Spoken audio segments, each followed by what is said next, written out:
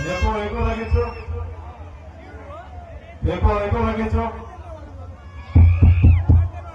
ఈరోజు పొట్లపాడు ఏకేశ్వర సందర్భంగా ఇక్కడ విచ్చేసిన జగన్ అభిమానులందరికీ, రాష్ట్ర అభిమానులందరికీ, భూషాబల అభిమానులందరికీ శిరస్సు ఉంచి మీ చూపిస్తారని నమస్కారం తెలియజేస్తున్నారు.